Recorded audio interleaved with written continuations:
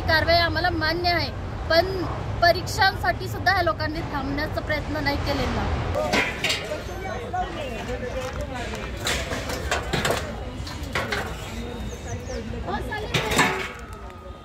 20 वर्ष म्हणजे सासरे गेली 70 वर्ष इथं राहतात.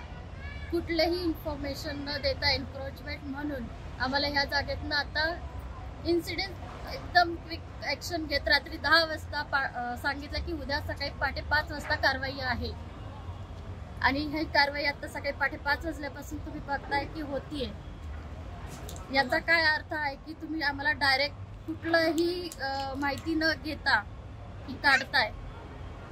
याचा काय आम्हाला याच्या बदल्यात रिप्लेसमेंट म्हणून कुठंही जागा किंवा कुठेही घरं पण अवेलेबल करून न देता काढलेत. इव्हन आमच्या मुलांच्या बोर्ड एक्झाम आहेत आता 11 तारखेपासून, 12वीची चालू होते, 24 तारखेपासून 10वीची परीक्षा चालू होते. आज मुलांचा काय परिणाम होतोय मनावरती हा सरकारने विचार करायला पाहिजे होता.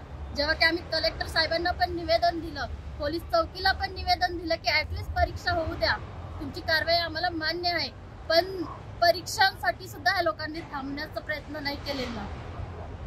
आम्ही काल लास्ट कलेक्टरकडे संध्याकाळी 5 वाजेपर्यंत लेखी द्यायला तयार होतो की तुम्ही सांगाल त्या तारखेला आम्ही घरं खाली करू.